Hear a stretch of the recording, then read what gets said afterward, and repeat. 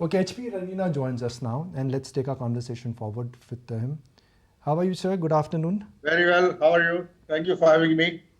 Looks like what we've been talking about from last 24 hours is that it's going to be Noel Tata who would be the chairman of Tata Trust, and Tata Trust is important because they control Tata Sons, and Tata Sons, in a sense, is the real custodian of all the other Tata group of businesses. I'm just bringing this point out for the benefit of our viewers. But Noel Tata becoming the chairman, what changes and what does not change, Mr. Ranina? Well, Noel Tata will take over as the chairman. That's what I strongly believe in because he has the ability to lead the Tata Trust. But I would like to point out just one important aspect that the Tata Trust has now become a massive organization. The amount of charitable activities and projects that they are undertaking are phenomenal. And while Noel Tata is the right person to chair the trust, you need somebody who can actively and devotedly look after the activities of the charitable trust. And one person who I can think of is Melly Mistry, who has been involved with Tata Trust in the last 2 or 3 years on an active basis in close collaboration with the late Mr. Ratan Tata. They were always speaking to each other almost every day. And therefore, I think that while Noel will become the chairman, the main mantle of running the trust may fall on Melly Mistry, as he has the time to devote. And Noel is busy with his other, corporate activities like being the chairman of Trent, Tata International, Voltas Limited, etc. So you need a full-time person who will be able to devote his time and efforts to the activities of the Tata Trust, which are now becoming very, very big. Established for our viewers, what we understand is that Noel Tata, being the part of the Tata family, and there has to be a Tata who has to be the chairman of the trust, would be the chairman. Mr. Mistry, who's been a confidant and long-time friend of Ratan Tata, would be entrusted or could be entrusted with the responsibility of day-to-day functioning of the trust. And then you got Chandra, which would be he would be the chairman of Tata Sons, where all the executive decisions and the business decisions would be taken. So, Mr. Ranina, am I connecting the sequence logically? Is that what we should understand? Yes, absolutely. Absolutely. You are absolutely right in what you've summarized. And this is how I think it's going to work. Samjha? And therefore, Melly Mystery is going to be made permanent trustee now. And he will be looking after both the Sir Ratan Tata Trust and Sir Dorabji Tata Trust as well. So these are two trusts which are going to play a very massive role in the philanthropic activities of the Tatas. Mr. Ranina, they say that change is inevitable in life. So, what changes? I mean, something will change. While today we are talking about the legacy of Tata Group will continue, nobody wants that to change. But change is inevitable, and change is something which is part of nature. So, what changes now for the Tatas, for the Tata Trust, and for Tata shareholders?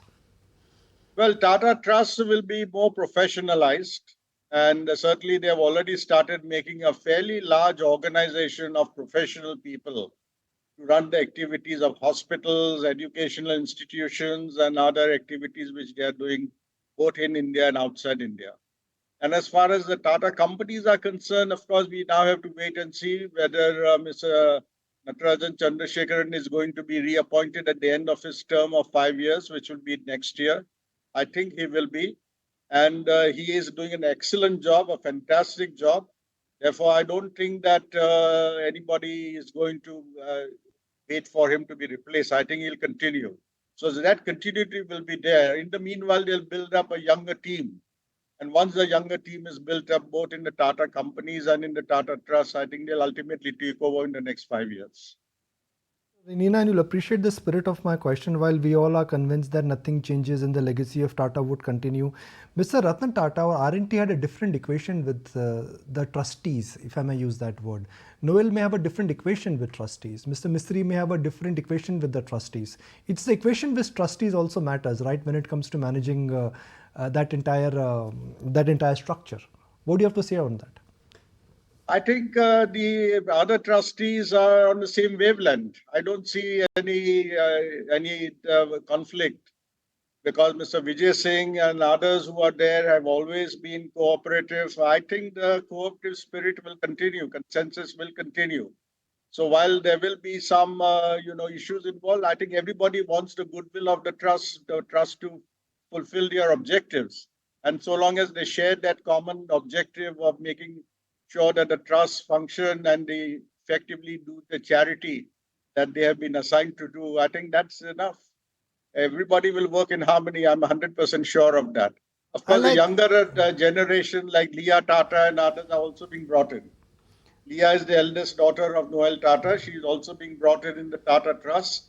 Ultimately, in the next 5 to 7 years, the younger generation will take over. But they will all work in harmony, and they are being groomed to make sure that things continue, the continuity is not broken, and the vision of Ratan Tata is certainly going to be fulfilled, not only now, but in the next 100 years. Okay, before we wrap, I'm just tempted to have another follow-up question, which is that the largest shareholder of Tata Sons is still the Mistry family. And if things are changing, what role do you think they are likely to play now?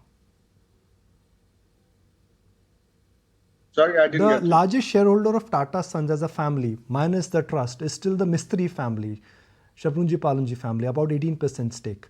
How do you see that entire dimension changing? How do you see that equation moving now? I'm asking you a tough one, sir. The smile on your face tells me that you know something already. I just want to tell you that it is true that 18 or 19% holding of Shapoorji Pallonji Group is the largest group. But the Tata Trusts are today obviously controlling the interests of the Tata Sons. And if I only bring to your notice the decision of the Supreme Court of India when this matter was finally resolved, where they say that the minority shareholders have really no role to play. And if the Tata Trust, who own more than 60% in Tata Sons, will be the decisive force, and that the directors of Tata Sons should give full credence and work in harmony with the wishes of the Tata trustees. So I would like you to bring this very important decision given by Chief Justice Sharan Bobde when he resolved this dispute between Tatas and Shapoorji Pallonji Group, saying that Shapoorji Pallonji Group are not even entitled to a seat on the board, though they may have a 20% holding, because this is a private company. It's only in the case of a publicly listed company that the minority shareholders have a right to a seat on the board. So in view of this judgment, I think the Tata Trust will continue to play a dominant role because they are the major shareholders in Tata Sons. Appreciate your time. Thank you very much. You've just managed to accommodate this interview request in the last minute. Really appreciate that. There comes a time when your heart calls for you to arise. Plant your feet solid into the ground. Decide your own limits. And then break right through them. Become something more. It's my time to rise.